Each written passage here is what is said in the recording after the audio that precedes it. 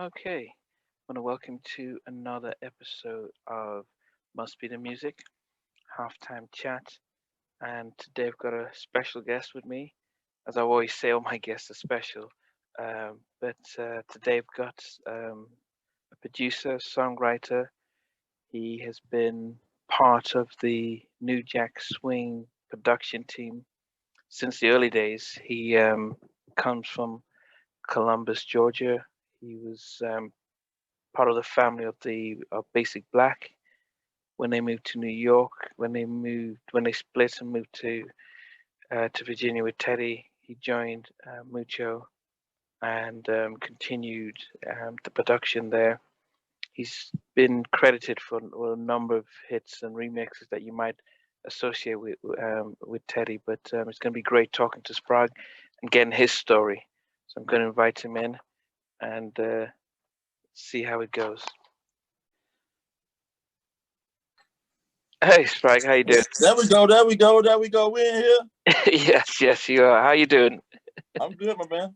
Yeah, well, I'm definitely glad we could have this interview. One of the things that you know, a lot of us who are very familiar with New Jack Swing, we've seen your name associated with a lot of productions, whether it's with Teddy or whether it's by yourself, and so it's going to be great. And then we interviewed Basic Black and Mucho, and they all called your name, as being with them from the very beginning. So it'll be Yeah, good yeah, to yeah, yeah, yeah. yeah, yeah, yeah, So it'll yeah, be good to definitely. hear a lot of where you're starting, the music beginning stuff, and then where you are now, what we can expect going forward.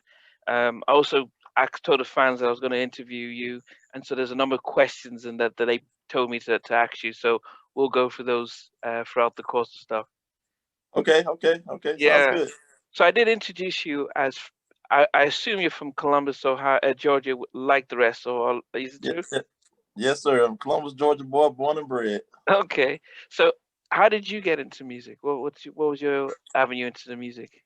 Well, I've always kind of been into music. I'm a church boy, so I grew up with singing and into playing instruments with a couple of my dad's quartet groups. So I played drums, bass, and then I decided I was going to get into keys because that was like the next transition of what everybody was doing at the time. So that's how I really got it in as far as the saying music is concerned. And but with Basic Black, I went to school with Spec and KB. We Okay. all went to the same high school. Us, Dallas, and a few other people that everybody knows. Um, and they were kind of doing some band stuff, so I would hang out with them on the weekends Okay. and do their live band because they had a live band called Basic Black, originally. Yeah. And and then when Gene came down, the story with Gene came down, they did the audition. The rest of the band couldn't really go, so it was like we kind of filled in with some things. Oh, what do you mean the rest couldn't go? How many? Well, well, like they had a guitar player that like they had a guy that was in the original band that was a part of the military. You know Okay. what I'm saying? So those guys, so they really couldn't just take off and pursue their dreams like that. Yeah. Yeah. So we kind of put together like a little team of people that was kind of like going for the audition. You know what I'm saying? Of course, KB Spec and Mucho were a part of the group, Basic Yeah. Black, but it was myself and this chick named young lady named Lucretia that Okay. were like the additional pieces that we needed other keyboard player. So it was me and her that kind of like filling those spots. Oh, so you joined you so you actually when Jean took the through them you because I know they mentioned that she had the car, so she was definitely had to be part of the group and stuff. Yep, yep, yep, yep, yep. It Okay. was just it was me and Lucretia. And so basically, we, saying when Gene came down, he offered us the opportunity to be today's band. It's like we had to get to New York, what I'm saying? So it's like if we got there, we had the audition, and then that worked out well for me. It ended up being like I ended up being a roadie, what I'm saying, which was the best thing for me at the, what I'm saying, not at the time in my mind, but at the end of the day, that turned out being the best option. So what's the I guess before I get to what's a roadie, what did your family think? I mean, you're in a church playing music, and all of a sudden you're off to New York. What did Oh, they you think? already know what they thought. I mean, I didn't tell my dad. I didn't tell my dad that I left. So I mean, we had a good relationship, but I didn't want to be, saying at the time, I didn't want to be persuade not to do this, take this chance. So I just Okay. didn't tell him, and I said, I'm gonna go and see what happens, and if something happens, then I tell him, So it just happened that something happened. So and Okay. then like I said, he was mad, and for many years they called me the prodigal son. Wow. What I'm saying? But it was just it wasn't like they said it all the time. But certain people would call me that when I go back home to go to service or go, say, "Oh, the prodigal son returns." Like a pass off insult slash whatever. Okay. But it was cool. I mean, it was cool, man. I can't say that I would change anything. You know what I'm saying? Because like I said, being that what I was doing wasn't necessarily playing keyboards, which is what I wanted to do. Okay. What I'm saying? They had a chance between to do either me, because they kept one of the guys from Ray Watkins, which I'm pretty sure you know who that is. They end up keeping Ray, so it was either me or Lucretia, and it was like, okay, it'll be dope to have a girl in the band, what I'm saying, versus another guy. So she ended up getting the position on, what I'm saying, because they wanted a girl in that band. So I Okay. So said, who made the decision? Was that Gene or the guys? the guys made it, what I'm saying, they made it as a consensus, what I'm saying. They made it as a consensus. We I was actually preparing myself to go back to Columbus, what I'm saying. Okay. And the one of my friends, Randy Hutchinson, who played drums with Keith, he was like, what I'm saying, why you going home? He's like, why don't you just be a roadie for today? You know what I'm saying? It's gonna be plenty of band opportunities. Okay. So I was like, well, what's a roadie? Because I had no idea what a roadie Yeah, I was. was You know gonna what I'm ask you saying? what is a roadie. Yeah, what is it? Well, the roadie is the guy that carried the equipment around and set up Okay. the stuff, set up the stage, and they actually needed somebody to do that because they didn't have anybody. So, Okay. I thank God on that note, because we're in New York. That's like the roadie headquarters of America. You know what I'm saying? It's like every live band, Yeah. all the live bands, go out of New York, and it's like they couldn't find absolutely anybody. And my guy Don, he was like, "Let me show you how to work this stuff." And he came. I went back with him. He showed me how to set up the setup and how things work, and a lot of troubleshoot a little bit. And then they just took it apart and said, "All right, set it up." You know what I'm Wow. saying? So I ended up doing that, and then they gave me the gig. So Okay. So I mean, I guess the big question everyone always has is that you guys have, I spoke to Spec and I've spoken to Mucho and stuff, but you go to New York and you see Teddy, the super producer, because he even at that stage he had done Make It Last Forever. He was doing all the hip hop stuff and the guy right. stuff, playing and he's a keyboard player. So what was it like for you as a keyboard player, watching him Oh in those man, it was early days? inspirational. The funny thing is that before we even got the opportunity, I was working at this convenience store, and I was listening to Keith Sweat, and I was like, man, I love this vibe. This, Yeah, one of what I'm my saying? favorite I said I albums. would love to, I was like, I would love to work for the producer that made this stuff, which is, I didn't know who Teddy Riley was, because I didn't actually have the record. I just used to listen to it on the radio. Okay, okay. And I was like, yo, man, I would love to work with that producer. So once we got the opportunity, and what I'm saying, it's like, it was super inspirational. I used to go leave rehearsal from today, and I would go to the studio and, like, sleep under the console, what I'm saying, and watching Teddy and watching Dave Way and Bernard Bell, what Oh, I'm so he. saying. Oh, but those guys were with him back in those early days. Yeah, man, those guys, like, Bernard really showed me a lot about the drum machine. Both he and Mucho showed me a lot about working the MPC, Mm. and like saying, just watching Ted create, saying, with the engineer and Bernard, the way they created was really cool. And okay, I guess I mean because we're going to get into your career progression, and I guess I want to get back to you today. They're doing their rehearsals, they're performing. Are you still learning? Are you still playing your keyboards? Are you still playing instruments? Are you still keeping that going, or what are Oh, you doing? oh yeah, definitely. I mean, the one thing about being a roadie is like I had the whole stage to myself. So Okay. you know what I'm saying? So like when when you get to a gig and you got to set up the equipment, the keyboards, it's like, okay, sound guys like play that keyboard for me. So Okay. I would get, I would, play, to do the warm ups for, different parts. So I can, I would play different parts of the song with the drum machine, with the whole thing playing, Yeah. to make sure everything was working. So I would get my practice there. And then like I said, me being the roadie, and I was really like, today's production manager because they only had me at the time. So Wow. I would have the key to the locker to bring stuff home. So when we would get back, I would bring the drum machine out and the keyboards out, and then I had all of the whole saying GR production, New Jack Swing sound set. I had the whole briefcase. So Wow. I was one of the ones that had a backup copy of all the shows. So in those early days that you were there, was it Today, Basic Black and Guy, or was there any other groups that were part of the show and all that? Initially it was like, Basic Black was just a backup band for Today. So it would be Okay. like Today, Guy. We did a few shows with Abstract. Okay, Mary and Zan was Marsha. around. I mean, Zan was around, but he was more or less in the round of writing capacity. You know what I'm saying? Okay, And yeah. we heard his album, but it wasn't out yet. Okay. Then who else we had? Deja. Redhead. The group Deja. Yeah, and Redhead Kingpin. Redhead Kingpin, that's my dude. That's my Okay. dude right there. You know what I'm saying? And Rex and Effect, of course. So Okay.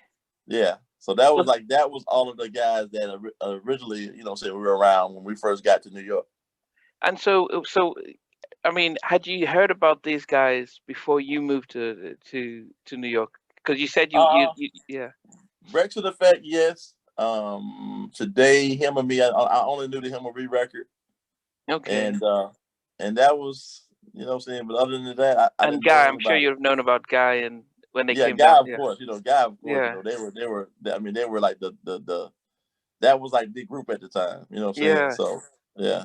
And then from your point, so when you're at the back doing all this stuff, were you then thinking, what was your idea about where you wanted to go? Did you think I wanted to go in production? Did you think I want to be on stage? What did you were you when you were watching all this stuff and doing all the production stuff? Did you have a vision as to where you wanted to go to? Not really. I mean, initially it was just, I was just like, saying super like hype about being around the production, being around just the atmosphere. It wasn't necessarily to produce. I mean, that was in, of course, in the back of your brain. I would learn how to do that, but that wasn't my drive. Initially, it was just like, okay, I'll be, saying Abstract, which was the plan. I was going to be Abstract's MD, music director, and Okay. I'll learn how to program their stuff.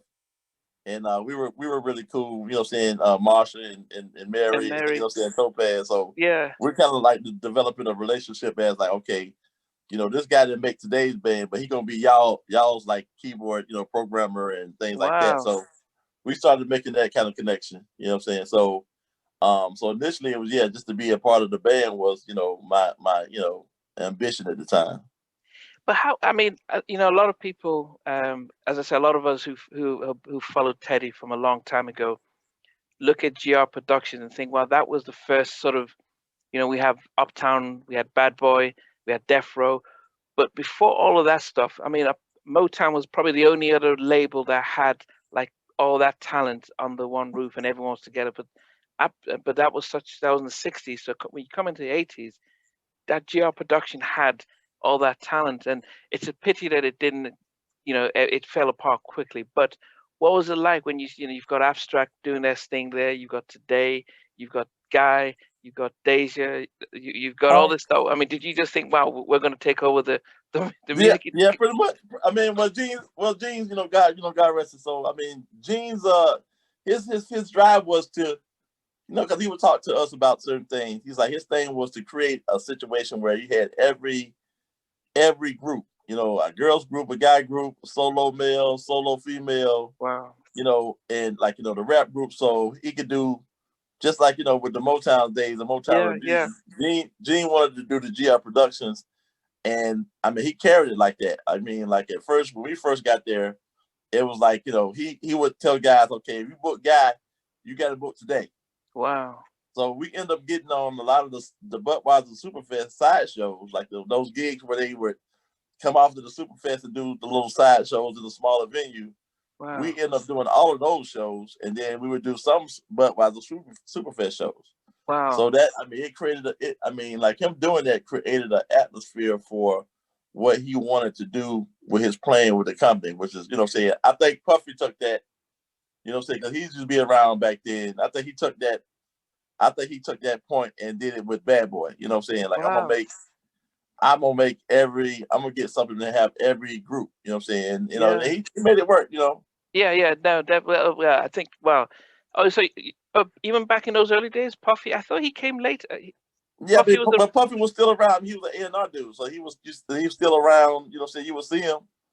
You know, saying you would see him in different places. You know, saying we would be at different events. He would be around. He wasn't the Puffy that everybody know now. Yeah. But was he with Uptown, or was he just on his? He was. Yeah, he still was with Uptown at the time. Oh yeah, because Guy was with Uptown, so he was always watching and seeing what you guys were doing. Yeah, okay. much, yeah. Uh-huh. Okay, so I guess a lot of us don't know much about. I know about Abstract and Deja and stuff, but what was it like for them performing? Could they? I mean, because I've seen their videos, but I never saw them live. I mean, could they hold their own live? Oh, definitely. They sounded pretty much like the record. That was Gene's stickler. Like, you know, Gene was a stickler. Like, yo, we got to practice. You got to sound like this record. Wow. Don't be deviating far from the record. Get that down. We're gonna do this one little part where you give them all you got, and don't do that no more in the show. And he was really a stickler about practice. I mean, like I said, we hadn't been there. I think the first day we got there, he had got locked into the studio and they couldn't leave. He's like, yo, because I think he came in to listen to the show, and they didn't have the show right. You know what I'm saying? And Gene was basically like, yo, we ain't doing no show this weekend. Y'all gonna stay in here and rehearse all night. And when I come in the morning, if y'all ain't got this show right, I'm canceling the gig. Wow. And so they end up having to stay really all night. You know what I'm saying? And we were there all night too, because we were getting ready for this today thing. But they stayed all night, and I think Gene came in at like 10 o'clock that next morning to listen to them do the show. My goodness. But I guess when you see them performing later on, you could see how important it was to get it right. And I guess that's what Barry Gordy was about. The excellence. If you want to get to the next level, you need to put on the show and right. stuff. You know what I'm saying? Teddy took on that mantle too. I'm used to that with him. It's like that just when I got back with Ted, it's like that's what we did. Like we practiced. You know what I'm saying? You ain't want to practice, he gets super mad. Okay. No, we'll get to that. So, and I guess the other thing, how was Today? Because they had that first album was really hot, but how were they performing? And I know Bob's probably one of the top 5. Since from the 90s to today, still one of the top 3 or 4 vocalists. But how was he with the rest of how was Today and their performance back in those days? Oh man, we were hot, man. I mean, like it's funny because after Mucho started doing the programming for the show, like Ted and Mucho used to get into these little programming beefs. Oh, what do you mean? Well, not beefs, but like these little competitions. Oh. You know what I'm saying? Because like shows that we were on with them, you know what I'm saying? So, it became a competition with inside of GR Productions. So because Gene's thing is like, yo, when you get on stage, you smash everybody. Yeah. So that's how we usually kind of carry it, and saying like, yo, when we get on stage, we here to smash everybody, even Guy. You know what I'm saying? So it was just that thing, and I always try to make sure I do my part by making sure nothing break down. Yeah. Everything is running. You know what I'm saying? So I'm running around the stage. I'm learning how to do monitors and front of house. I'm learning how to do everything. Wow. Who in those days? Who do you think had the best show? I mean, you had Today, and you had Guy. When you have Aaron, and you had Bob. Who do you? I think Guy had a better show because of the content of their material. They had more hits. They had the hits, yeah. You know what I'm saying? And so, and then like they had like between like then it was Bernard, Dinky, and Arcel and Abe on on drums, but it's like the way they perform, like Bernard and Dinky would sing backgrounds, Wow. what I'm saying, along with guys, so it made it like, man, it used to be so powerful. Wow. And then okay, so this is this thinking that because when I spoke to Mucho, he said he was the one who was part of the Jamaica Boys. Yeah, Dinky was a part of the Jamaica Boys. Yep. Wow, goodness, and wow. So in all this stuff, and then you mentioned that you were also in the studio though. So they're having their live performances, but then after when they're making the tracks and remixes, what were you doing? Man, like I said, when they was doing that, I was just soaking it up. I was learning. I would listen to stuff, and then I would go to the house, and I had the MPC, and I would try to make stuff like it. Okay, because So Mucho mentioned that Gene gave him a copy of. Is it this? This was after they. Was it before they split, or did he also have an MPC in the house? after they split, like saying, Mucho became Gene kind of put Basic Black together, his rendition of Basic Black together right before they split. So GR Productions split. So that's when we got introduced to Daryl. Aaron was acting up, and Gene was like, hey, saying they want to be acted up, I'll make me another group. And that's basically how Basic Black, that everybody knows, kind of got, created. Oh, what do you mean? So, so Basic Black wasn't supposed to be like a forefront group? Well, initially he brought them up as As a to be band? a group, but it wasn't like he wasn't really focused on it at the time. Yeah. He was like, he had signed Daryl to, because Daryl was like a major competition for Aaron. You know what To I'm saying? replace So Aaron? Was it to both of replace? it, yeah, just in case he needed to. But when the whole group kind of started acting funny, Gene was like, well, you go over here with those boys from Columbus, and y'all come up with some material. So that's kind of how the Basic Black that everybody knows got started. Okay, so I mean, from your point of view, when you were there though, and was Daryl already, because I think would you say he was a drum tech, but what was he around you with you when you before? Yeah, Daryl was, because Daryl was Guy's drum tech, so he would be out with Guy. You know what I'm saying? And I would be out with Today, so we were always around each other. Yeah. You know what I'm saying? But at the time, he was a drum tech. He wasn't, the singer of the group. But could you tell he could sing? Did you know he could sing? Oh yeah, definitely. Okay. Because what I'm saying, he was already singing and doing stuff before. You know what I'm saying? And then of course, when you come into an environment like that, everybody knows who can do what. You got Dinky Thompson, oh, he a beast, and Bernard is talking about, oh, he's dope and he's a beast, and so you know what I'm saying. So you learn, you get that from all those guys. And your thought was that Gene actually thought, okay, Aaron, I'm going to get rid of you and put in Diesel in Guy. Well, he said he said that he signed Diesel because Diesel was a threat to the Guy thing, because they both came, because Aaron and Diesel were really good friends. Oh. So they knew each other already from church and whatnot. So, but Gene thing was saying like, hey, if Aaron if they get to acting up, he can put Diesel in Aaron's spot. Wow. You know what I'm saying? But it just so happened that the group was acting up, so Gene was like, well, you go over here with these Columbus boys, because like I told you, Mucho and Teddy was having these programming battles. You know what I'm saying? Was it getting serious, or was it fun, or was it? No, it was fun most of the time, but then sometimes it got a little funky. But you know what I'm saying? Just for the competition thing, you know how it is when somebody said, "Oh, they killed y'all last night." You know what I'm saying? Teddy's a real dude. He don't like to lose. You know what I'm saying? He don't like to lose. So yeah.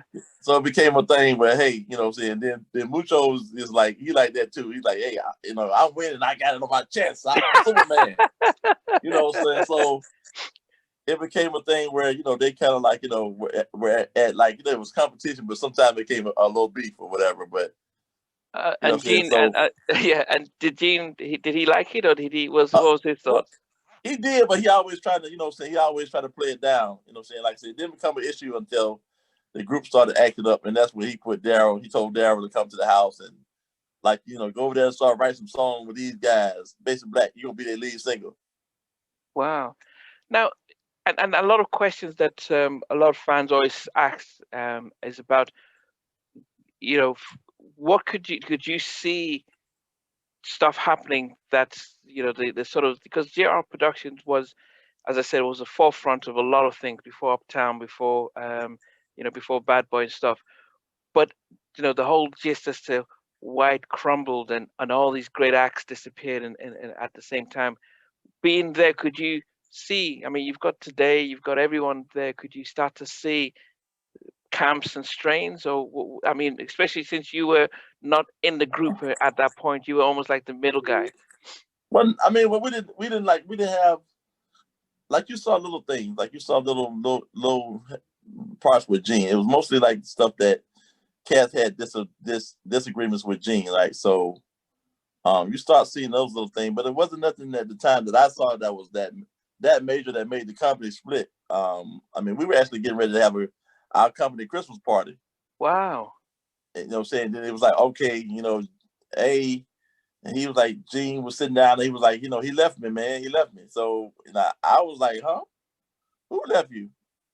You know what I'm saying? But, and then the company was planning on moving to Atlanta. So I think that had a part with it too. I don't think they wanted to go to Atlanta, you know what I'm saying? And, there's other things, I guess, that was going on with, Ted and Gene, you know what I'm saying, behind the scenes, But I didn't see a lot of, like, hesitation, you know what I'm saying?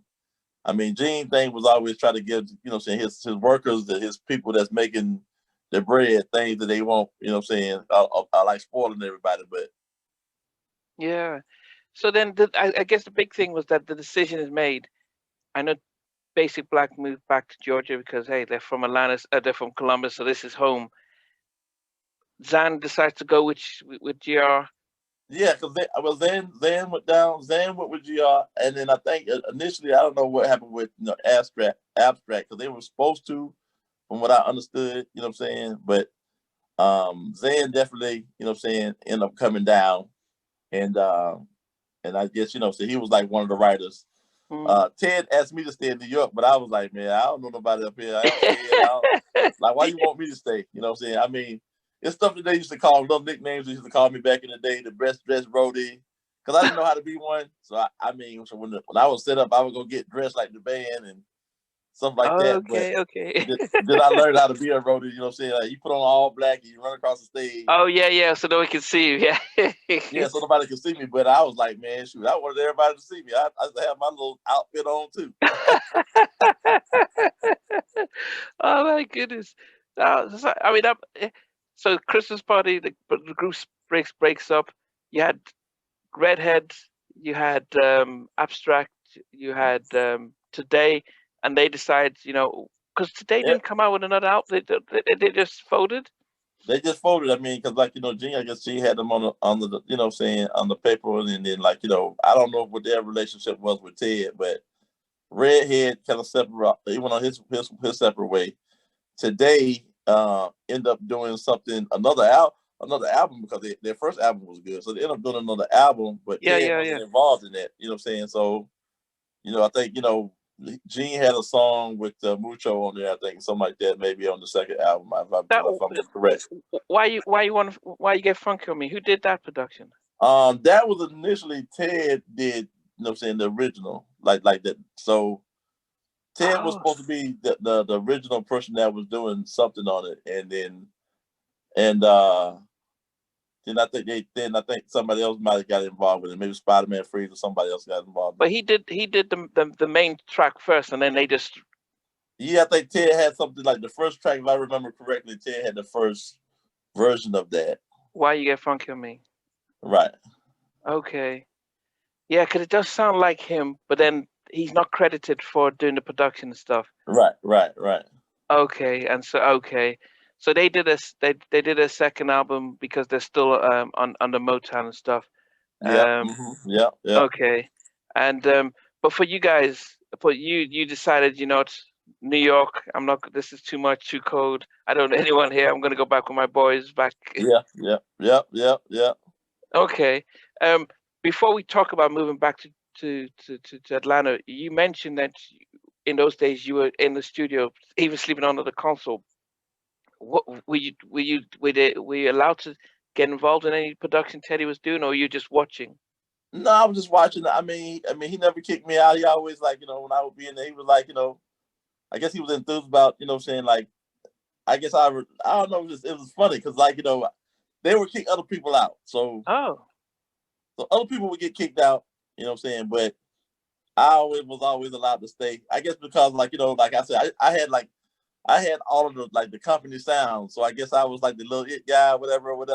Because okay. I had the sounds, I had the show stuff, and I had, you know, I was like today's production guy and their running the part of the show that Mucho didn't do. Like, you know, Mucho did the programming, and I pretty much helped put the rest of, you know, saying the setups and everything together. So Yeah. I guess I was allowed to stay because of that. You know, I never thought about why I was allowed to stay because I know a lot of Okay. people got kicked out.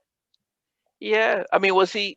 So, and I think the hard thing is because you know, John Marie was talking about how Teddy was with the keys and stuff, but then Teddy talks about being very technical, using the computers to create sound. So, when you were watching, was he using the keyboard because the keyboards to make sounds, or was he just Um, using the MP3 just to it create was the the sound? NPC and the DW. It was a couple of pieces that he was using during that time. You know So what he I'm saying? wouldn't And just then, get the like, keyboards and start to create the sounds, and it wasn't like that using the keyboards to make music. nah, it was like, it's like, you know, he make, you know, sit down and he make music, and then, like, you know, he would create certain things. Then, you know, then you had Dave Way, who was a part of, you know, like the second, like the Future album, you know, but Dave Way was the engineer that I always knew. So, like, Dave would do funky stuff with, like, a reverb unit, and like Ted would go like, "Yo, I like that," and they'll take that and do something else with it, and he'll flip it Wow. some other kind of way. So it was like, you know, it was really, you know, wild watching, you know, saying the whole thing come together. Because as I said, a lot of us would always remember seeing Bernard Bell, Teddy, and Yep, Dave Way like with High yep, Five, Kissing Game, and yep. um, They were doing, like, Bernard was, like, you know, saying that guy that was kind of like doing a lot of skeletons, and then Ted would take those skeletons and build from that, and then they would create stuff together. You know what I'm saying? and So, then like, all those great lovely intros everybody liked from the Guy albums, and yeah, all yeah, those beautiful piano intros, and, you know, saying the Michael Jackson stuff, all that, those great intros. yeah. A lot of that was Bernard Bell. Was Bernard a singer, or what was he? Was he? Yep, yep. Okay. He used to be a part of the Jets from today's group, the Jets back in the day. Originally, it was Bernard Bell was in the group. Was that not Timmy's thing? That was Bernard Bell and Big Bub and all of them guys. Like I said, so they were originally the original guys that were part of that group. Legit. The Gents. I mean, the Gents. Yeah. I thought Timmy did. Well, I thought it was Timmy Gatlin's sort of thing. Nah, I mean, it was like, okay, Timmy might have been in the group, but I know that No, not Bernard in and the Big group. Bub. Not in the group. I thought he did the production for them. Oh no, that's possible. I don't know who did the production for him. I just know that who was I think he had one in of the his group. cousins in Legend. Okay, and I heard him on a different interview, so I didn't ask him directly. But okay, so he was singing, and he stopped singing, and he went to do background writing and stuff like that. Yeah, yep, pretty much. Yeah, I mean, a lot of people might not know that Bernard Bell is the brother to Regina Bell, um, Yep, great exactly. family singers and stuff. So you're in the studio, you're watching Dave Way. He was the engineer doing mixing. Yep, they was doing mixing, and I mean, they was transforming stuff, man. They was like, they would be putting stuff through a effect unit and make it do something totally different. And then Ted would take that, and then he flip it another kind of way. You know what I'm saying? So it was very interesting for me to watch and to, be a part of. I think it definitely made its mark on me as an engineer and a producer. Now, did you then start to think when you were seeing all this stuff, them creating the sounds? Did you start thinking this is where I might want to be? Because I guess when you're in the studio, you're not on the road. You're not. You could. Yeah, and pretty much that's where I was. I just didn't participate in production at the time, but like when Mucho and them started doing stuff, then I started learning how to use the drum machine and produce. Okay. You know what I'm saying? Which was like, it's a good thing I had a key to the locker with all the equipment. Yeah, yeah, yeah. So I had to bring Mucho a drum machine home, and I had to bring me one home because like when I brought one home, Mucho was pretty much just been confiscate that one. You know what I'm saying? So The Dave Way's wife, isn't he? yes, yes. Did it surprise you that he was able to do all this R&B sort of stuff? No, no. I mean, I didn't never looked at it like that because Okay. I grew up in the '80s, so I listened to a whole lot of people that Oh, had like dope stuff, you know what I'm saying? yeah, yeah, yeah. So The Kenny Hall Logan, and you got Oates and you know what I'm yeah, yeah, saying? yeah, yeah, yeah. I think it's different back in the 80s. I think a lot of people in the 90s would be surprised because I think someone like John B or Robin Thicke, they'll be like, why is this on or Call Me By? They'll say, why are these white guys singing R&B? But if you grew up in the 80s, it was you It you, was you it was yeah yeah. Kenny Logan. You could even Michael Ball. I mean My no Michael. the Doobie Brothers, come The on, Doobie, man. yeah, yeah, yeah, and it was You know? no one complained. It was because it was just good music. I mean, it was just good music. Okay, so, but at least a lot of people, yeah, if we see Dave Way's name, yeah, he was white, but he was I could tell Teddy's production when Dave Way was around. There's a way his snares, the drums would sound with Yeah. Dave Way.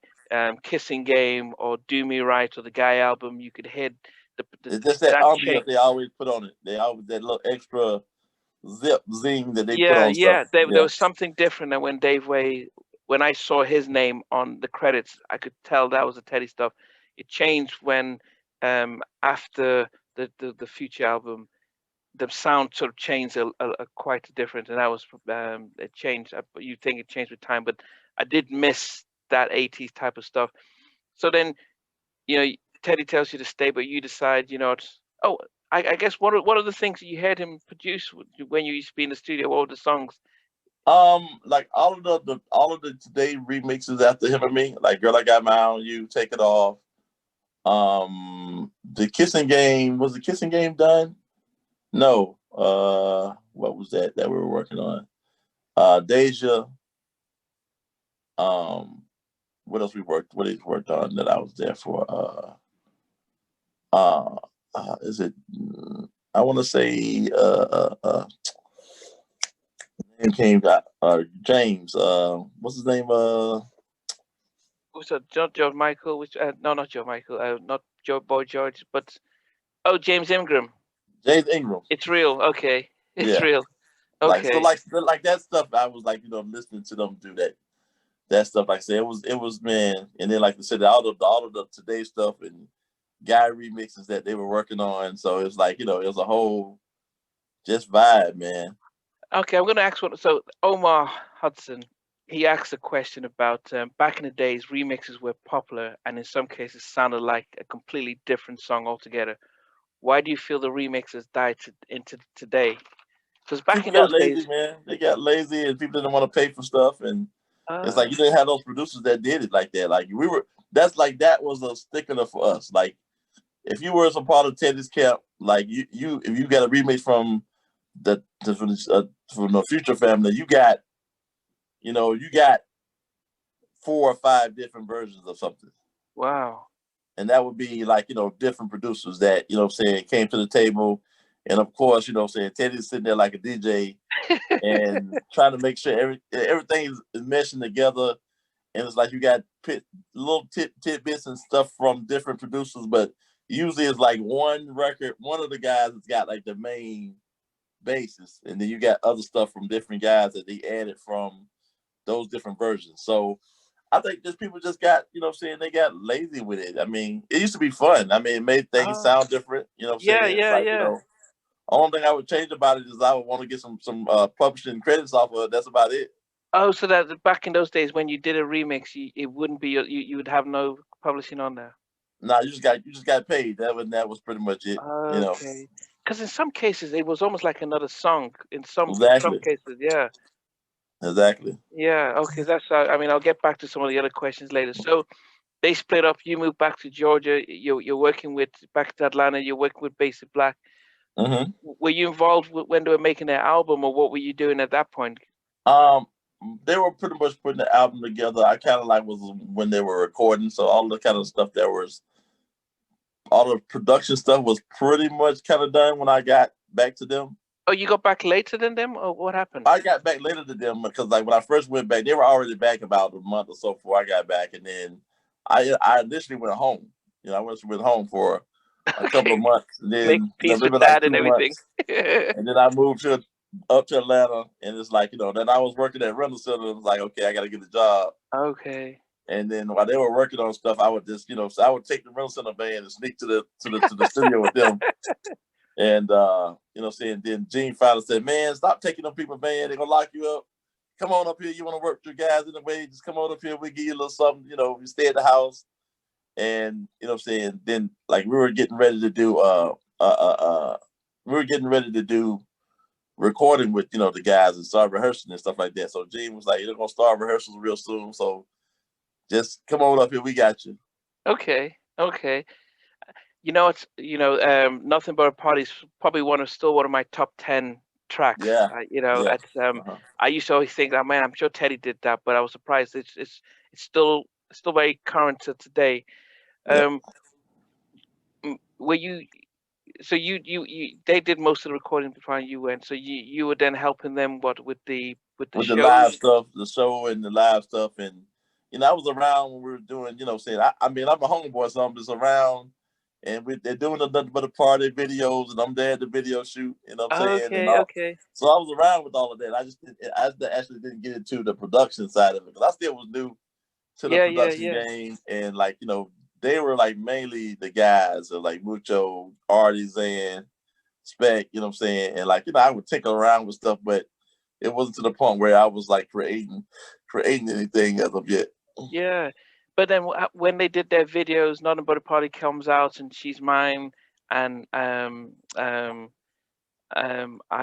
was that, Whatever It Takes, is it? Whatever take, yeah. Mm-hmm. Yeah, and Special Kind of Feel comes out. I mean, around Georgia, were they known as like, wow, Oh, Basic Black? oh yeah, definitely. I Yeah, mean, even definitely. in Europe, then we all knew about Basic Black because that Yeah. Nothing But I a mean, Party was a big international hit. Did you all over think they were Atlanta, gonna? everybody knew who Basic Black was. Like, saying, we were like the local at the time, the local celebrity scene at the time, saying.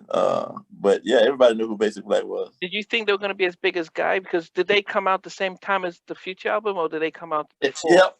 I think that they probably could have been. I mean, like, we were doing shows and I think they could have been, saying, just as big as Guy, saying? Because Diesel was like, he's a beast. So, Yeah, yeah, yeah. and the songs were great. It's like, saying the main thing was, because Teddy and Gene split, like, people still were familiar with Guy. So I guess it was a thing where promoters was like, okay, I don't want to make Teddy mad. I'm gonna just, So and Gene would be like, hey, he would try to get us on shows with Guy.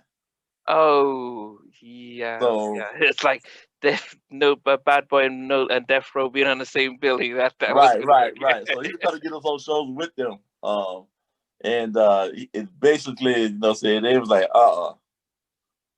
not going down. Yeah, yeah. I mean, Teddy's still a bigger name. I mean, as So, production is there. so Yeah, right. So we just, we had that little, saying, so they didn't let us give it on any shows with guys. So I think that was the catalyst of them going to the next level versus, or being their competition to the point where, hey, they're on the same level yeah.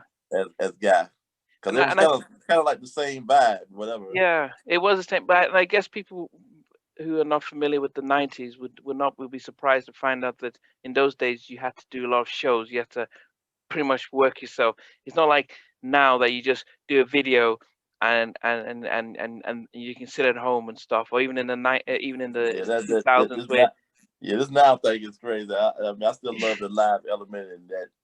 Yeah, yeah, I because still they love used to that. have to do shows, they had to work, and people used to do reviews, and it's like, have you Yeah, seen Guy? And have you seen? So I think now they could have been on. No one would have. They just needed music, but back in those days, it was the shows that really made a difference.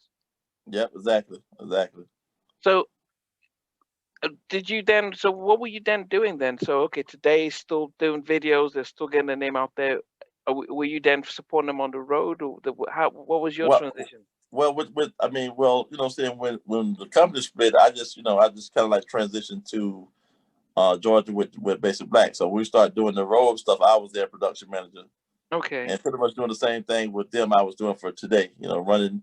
But by that time, I'm transitioning to doing monitors and, like I said, sometimes front of the house. Depends okay, on if our guy wasn't able to go.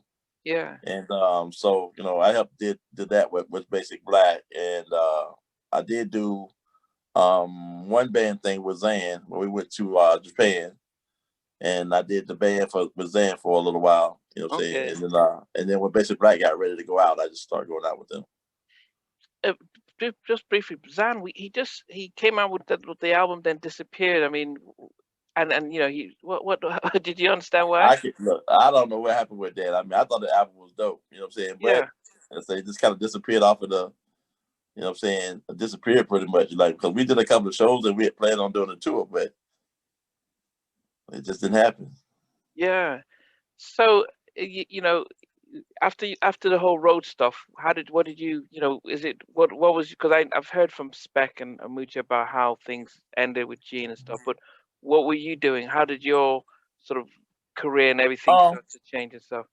I mean, I was there for pretty much the whole ending of that, and when we started mixing with some guys in Atlanta, you know, we end up break the whole situation ended up just breaking apart. So once again, I'm getting ready to go home, and I think I'm home for a week. And before that, Mucho calls me and he's like, "Yo, you know, Ted want me to come to Virginia. You think I should do it?" And I was like, "Well, you ain't doing nothing down here. Why not go?" You know what I'm saying? It's like, you know, the guys is kind of mad because I'm talking about going. And I was like, man, listen, you know what I'm saying? This is what we do. We trying to achieve our dream. If Ted wants you to come to, to Virginia, go check it out and see what you thought. You know what I'm saying? So he comes up here, and after he'd been here for about a month or so, he called me. It's around Thanksgiving or Christmas time. And he was like, yo, Ted, looking for somebody to go out on the road with Rex and Effect. You know, uh, do you want to go? I mean, would you come up here? And I was like, hell yeah, I come up here. You know what I'm saying? So What were you doing though what were you doing this time? I mean, I was back at home, and I was like, I was programming little stuff because by that time I had an MPC, so I was like, you know, messing around with production and just doing stuff at the crib, playing at church, and Okay. then like I said, he asked me to come up, and then you know, my dad had a used car lot that he was getting ready to do, what we were getting ready to do together. So Okay. once again, I'm at this crossroad where my dad's doing something. And he's like, "Well, I'm getting ready to open this car lot. You go help me." And I'm like, "Yeah, I'm gonna help you." And then this thing comes up. So, but this time he wasn't mad at me because I was like, "Well, Pop, you know what I'm saying? You know, I love music. That's my dream. I want to see if this opportunity work. And if it don't, then I'll be back." And he's like, "Well, go ahead, son. I understand." And so, Oh, that's good, man. so when I came up here, I originally came to Virginia to do, like, you know, be on the road with Rex as their, you know, like their little production manager, run their show from the front of the house and do front of the house with them. Yeah. And you know what I'm saying? It just so happened that, you know, because Mucho's crazy. He asked me like, "Yo," he's like, "You got your demo tape?" And I was like, "What you mean? I got my demo tape. Well, let me get it." And I was like, "Man, what you want with it?" He's like, "Man, let me get your demo tape." And he just happened to, you know what I'm saying? I forgot we were working on. I don't know if he was working on. They had started working on the right here thing or something like that. Maybe Oh, is it the might have started SWV? working on the right here thing. Is it with Because, you know, yeah, Ken Ortiz came down before and met with Ted and them about doing the Right Here remix, and like they were like talking about the sample. So I think that they were just starting to work on that, and Mucho played my demo tape, or they was either working on that or working on the Blackstreet, Baby Be Mine stuff for the soundtrack. Oh, okay. And you know, so Mucho was like playing my demo tape, and I was sitting back there like, man, why you playing all these songs or whatever, whatever. You know what I'm saying? Because I'm still new. I don't know how nobody really thinks about my stuff. I had did Yeah. some stuff in Atlanta with this group, Hard About Boys, which was a company we were working with in Atlanta. Mm. And so, you know, he started playing stuff, and then Ted came in and he goes, whose stuff is that? You know what I'm saying? It's like Mucho was like, that's Sprague stuff. He's like, Sprague stuff? Sprague produced? He's like, yeah, man, he produced, yeah, he produced. And he's like, well, play me something else. And he was like, play me something else. Play me something else. I'm like, man, you ain't supposed, I'm saying to myself, man, you ain't supposed to be playing all that stuff. He's like, yo, I was like, you know, he's like, okay, something else on there. You know what I'm saying? So Mucho pretty much played my whole demo tape. And Wow. after that, Ted just, you know, came and he was like, yo, he's like, I ain't know you produce. He's like, you want to be a producer for me? I was like, hell yeah. Because at that point, I knew who was doing the record. So like now, my mentors asking me to be a producer for the company. Yeah. And you know what I'm saying? We had Franklin Grant, like, you know, Franklin Grant was the engineer there at the time.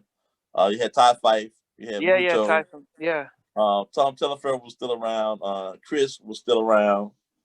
But you know what I'm saying, mainly it was Mucho and Ty that was doing everything. And so when I came around, I was kind of like the middle of the road because I played keyboards, and so you know Ty was a sample dude, and Mucho was Ah, more drum and bass stuff, and like I did like you know play and melody, so I would take samples that you know and replay them versus like sampling it and try to do it that way. So my situation was kind of always in a good situation because you know because I played keyboards, so yeah, I would yeah, fit yeah. into a lot of stuff. And Ted was like, "Oh, I like that. You know, take that to the A room. I like that. Take that to the A room." Wow. And then he would take like what Ty did, and he'd take what Mucho did, and like put it together, and then that's how Wow. we got certain remixes. So what's one of the first ones that you did? My first one is my first remix is right here with Mucho and Ted and All Star. Is it? Oh, no, no, no. So the first SWV one was "I'm So Into You." Did you do So that one? that was me and Ted. That was pretty much me and Ted. Oh, that. So "I'm So Into You." That's with Rex with our kill at the with rapping. Yeah. So you know, what I'm saying so that was pretty much it. Mucho had some pieces in that, but that was pretty much the basis of that was pretty much me and Ted on that. And then we were working on the right here thing, and like All Star did like he did like a little article because they got into it about it a few months ago, and Oh, All who? Star pretty All much Star and Teddy? yeah Oh, they you know what I'm saying them and Brian Morgan and all of them got into like this little internet beef over who did what and all this kind of thing, and you know what I'm saying pretty much you know what happened was at the end of the day. Um, Uh, Ken Ortiz brought the record down. He wanted All Star to be a part of it because I think he initially had All Star in to do the remix. All Star sent down his version of what, you know, how were they going to flip the sample with it, you know what I'm saying? Because it, like, most of them had already had the basis of that. So they came down to do, you know what I'm saying, that. And when they came down, Ted had got some rental stuff that All Star couldn't pretty much he couldn't really use it because it didn't go with it with his disc didn't work with it. So in the process of them doing that, you know, Franklin, which is the engineer, goes, you're a producer, why don't you mess with it? oh, You know what I'm telling saying? Teddy. So Doogie stuff. Teddy had already left already that night. So I Okay. was Teddy pretty much put All Star with me to get the stuff working because I was Teddy's keyboard tech as well. Oh, the tech to get to play the Right. music. So when All Star says the keyboard guy and Ted had came up with something that I liked when I came back in, I'm the keyboard guy he's talking about. Okay, okay, okay. So basically, you know what I'm saying, Mucho of them had already had a basis of the record there, but there's some stuff that the stuff that All Star was brought to the table that was supposed to have been added. Ted didn't like the way it sounded because he's like, okay, it's too sloppy. I don't like that. I don't like how the drums hit. And that didn't sound like, you know, Ted production. So he was like, you know, well, we got to do it over. So, and when he got the equipment, that was the plan. But the equipment didn't work. I took the sounds that we had, that All Star had there, and then I basically replaced drum sounds, the snares with stuff that they were already using that I had access to from, you know, say I'm so into you. So I took those sounds and I put those sounds in the place and started messing around with that and added some stuff keyboard wise. You know what I'm saying? And then when Ted came in, he was like, "What's that?" I said, "This is the stuff from All Star." He's like, "Yeah, that sounds more like what I want." He didn't Add know that this. he didn't know you did it. No, he didn't know I did it at the time. You know what I'm saying? So he's like you know what I'm saying. So he's like, you know, I thought his stuff didn't work pretty much. You know, I was like, nah, this is me, you know, taking it and doing what I had to do with. He goes, "Oh, I like that. Like, just take that to the A room and tell Frank to put that with, you know, what we already got." And then so that's kind of like how the mesh came with all of us working on the record. You know what I'm saying? Yeah, Versus yeah. Because I that's one of my best. I mean, I Brian is great, but I did prefer.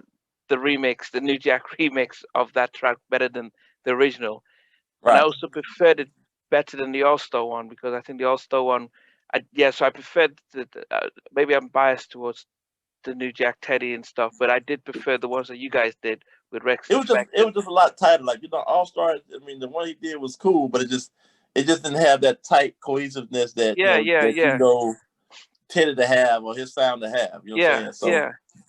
So, but then when you guys sent RCA back the versions you did he say, hey, they took my stuff, or was there oh was yeah, it was huge beef, man. It was a huge beef, man. It was crazy.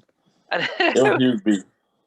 Because the Teddy one actually, because I was in London at that time, and the Teddy one was actually big over here. It was it was bigger than the original because no one really the original one didn't do too well until the remix came out, and it came out the same time as Baby Be Mine.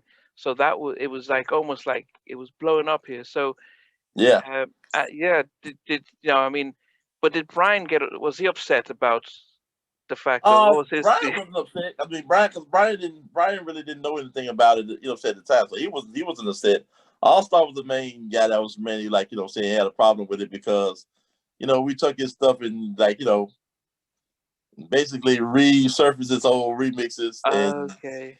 so he was kind of like upset about like and then his name is not the prominent name, which that was just crazy because producers back in the day they didn't get it. Like you ain't the prominent producer, so why would your name be prominent? Yeah, but they had 5 singles on it, and so he had his own version, and then there was one with rap and there's one without rap. So Right. it was a separation, so you could tell which one was All Star, which one was you guys and stuff. Well, that's because they did that afterwards. You know what I'm saying? They did Okay. that afterwards. I mean, initially it was just going to be that one version, but then All Star made a Okay. mistake out of it, and Ken Ortiz said, "Well, we'll put your versions on there, just Okay, to make it So all the that's how people. that ended up Okay, but happening. yeah, the one the radio played was the one that you guys did. And Yeah, then yeah, did you do the? So then after that, what did so you did? I didn't know you did Human Nature the remix. Is that the? yeah. I'm in on the Human Nature remix. My name is not there, and Ted was like, pretty much. Ted was like, "Yo," it's like what I'm saying, I got to put All Star name on it, and what I'm saying, everybody's on it, so it's a sample, so it's your name gonna be on the first single, so that's why my name is on the first single. It was supposed to be on "I'm So Into You," but they put Franklin Grant name up there instead of my name. Okay, no. So So on the Human Nature remix was All Star on that? I didn't see his name on. yeah, All Stars on the Human Nature remix. That Oh, you know what I'm saying. So did he do anything on it or? yeah. That's originally what it was.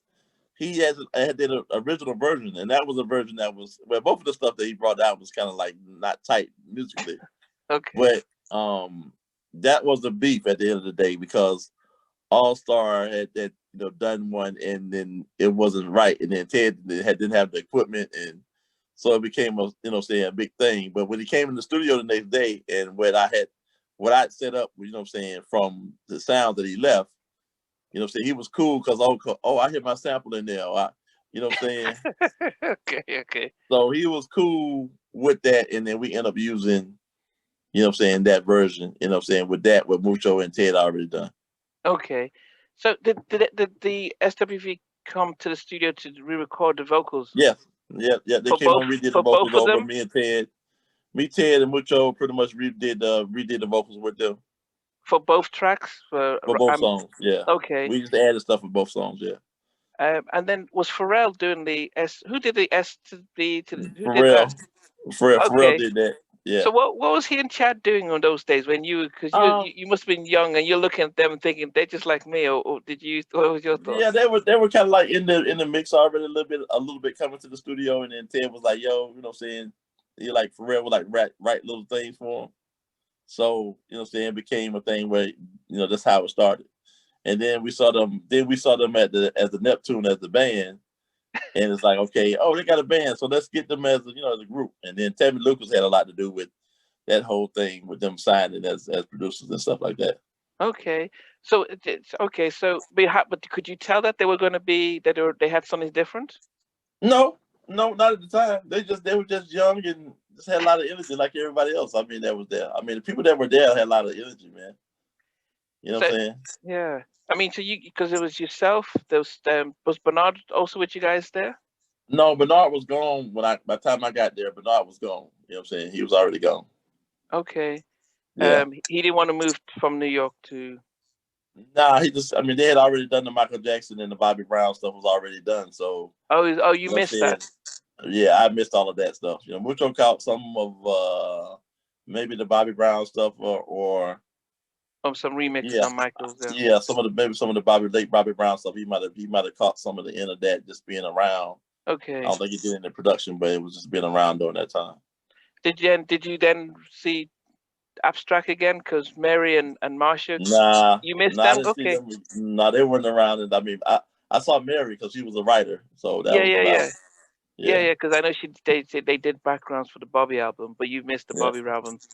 yeah, Then I guess because by the time you guys did the "I'm So Into You" and the Human Nature remix, Blackstreet are coming out because they've done the "Baby Be Mine," yeah. They and done the then Baby Mine, and then like what I'm saying. So when they shifted to Dave Hollister, and then we started writing new material for that. So that's like a part where I came heavy into play with with the how things were working. oh, what do you mean? Well, like what I'm saying before I let you go was like part of the bridge is mine. You know what I'm Ah, saying? I like which the way part? you Which work. I got programming on there, even though my name is listed as assistant. Saying producer or whatever. You know what I'm saying? But I'm doing like production on there, so it's like, so but like the before I let you go, what part were you? Is it like the bridge part. So that's like the bridge. Some is of it the oh bridge was mine. You know what I'm oh saying? is it the where Dave says I play it don't for me, wanna Teddy? do. Uh-huh. So I don't is it want to lose your love. I don't want to say about that chord structure right there yeah is pretty much mine. They were playing with stuff and they were singing, and when they were writing it, and I was actually sitting on the roads playing some church chords that because I was trying ah to learn how to play the song, and I was like, oh, I like this chord would go right here, and Ted was like, yo, what was that you played?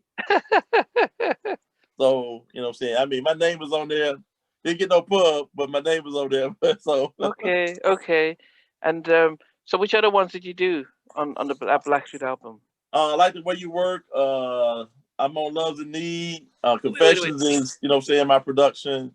That's Um, is it off the first? We're talking about the first album. I yeah, like you where you're working. Which I ones I like the like? way you work. I like the way you work. That Oh joint. So, yeah, your name. um, what else is on there? I'm on a remix of Tonight, and on Ah, some programming on Tonight. So not the one with Craig Mack and SWV. yeah, like the remixes is me and Ted. You know what I'm saying on that.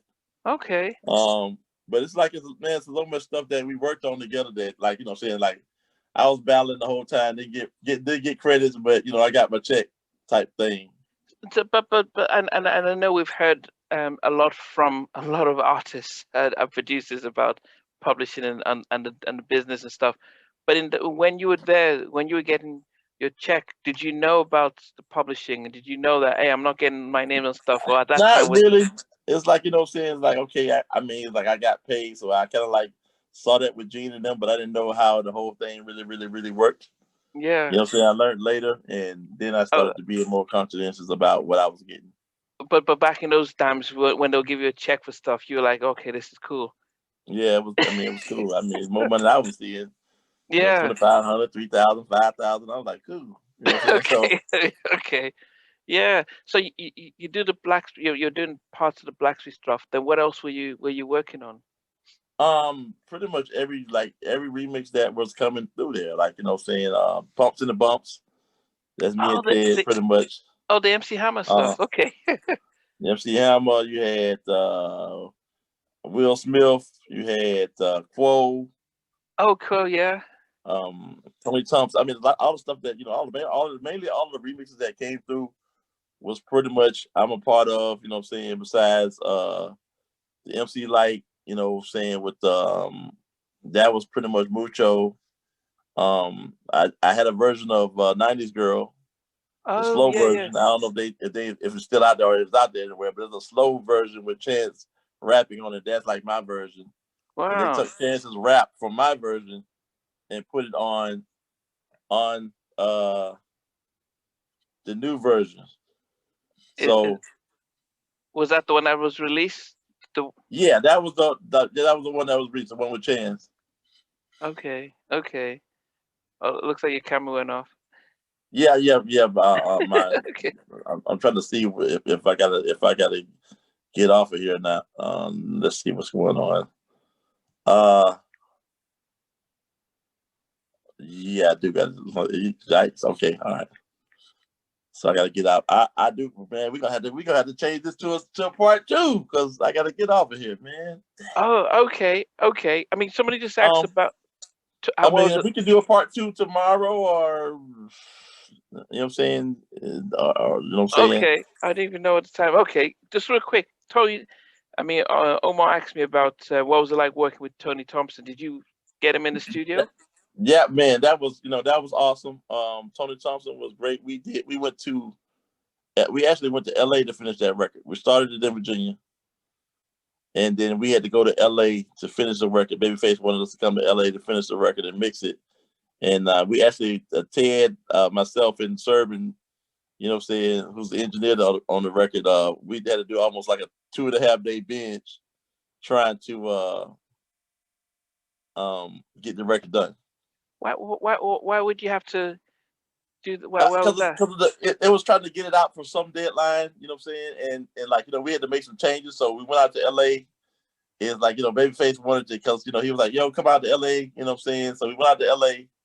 And since we were already going to go out there anyway to work with Mike, but Babyface is like, yo, why don't you just come a couple days early and let's get the record done, because we had already sent it. And it's like, the original producer, John, had some stuff that he wanted to kind of incorporate with what we were doing. So we went to LA and just finished the record there. Okay. But how was it? How was Tony? I mean, because we Tony was great, man. I mean, because I knew Tony from doing shows. So I would see them, say I would see High Five with today. Yeah. Thanks for watching. Please remember to subscribe to the channel, but most importantly, to press the notification bell so that you can be notified when we do have a new interview. Loads to come, but thanks a lot for watching.